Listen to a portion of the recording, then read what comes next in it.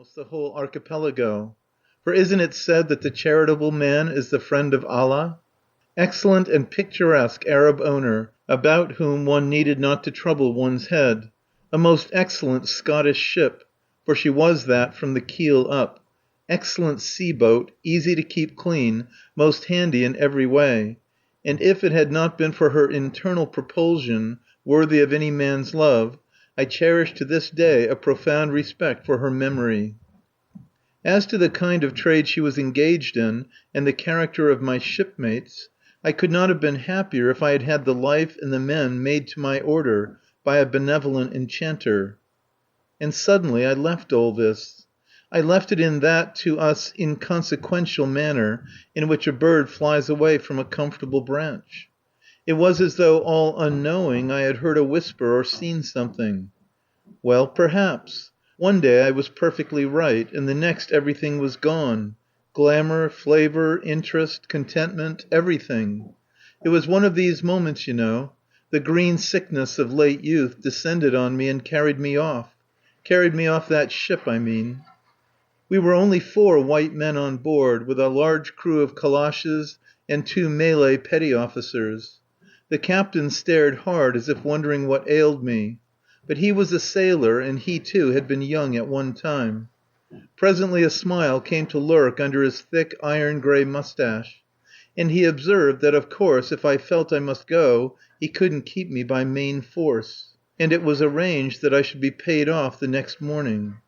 As I was going out of the chart room he added suddenly, in a peculiar wistful tone, that he hoped I would find what I was so anxious to go and look for. A soft cryptic utterance which seemed to reach deeper than any diamond hard tool could have done. I do believe he understood my case. But the second engineer attacked me differently. He was a sturdy young Scot with a smooth face and light eyes.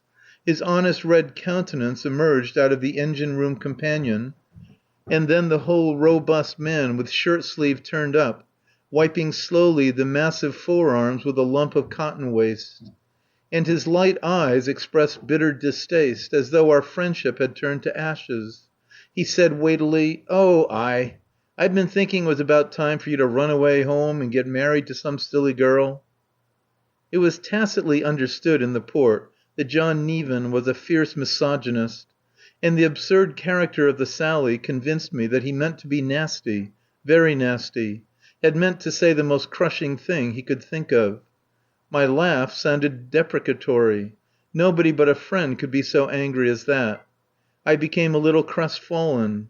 Our chief engineer also took a characteristic view of my action, but in a kindlier spirit.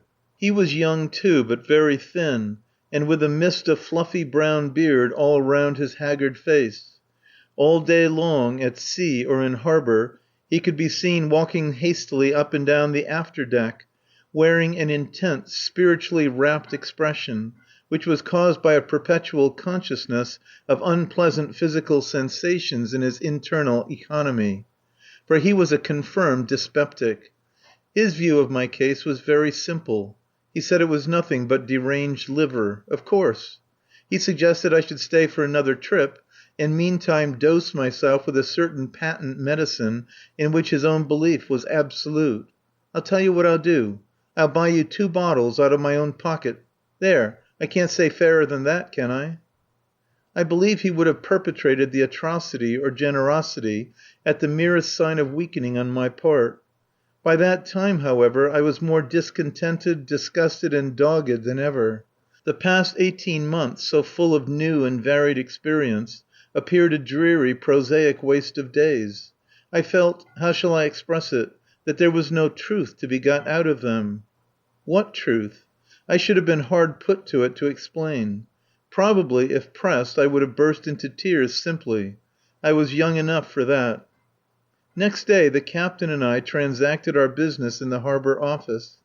It was a lofty, big, cool, white room, where the screened light of day glowed serenely. Everybody in it, the officials, the public, were in white. Only the heavy polished desks gleamed darkly in a central avenue, and some papers lying on them were blue. Enormous punkahs sent from on high a gentle draught through that immaculate interior and upon our perspiring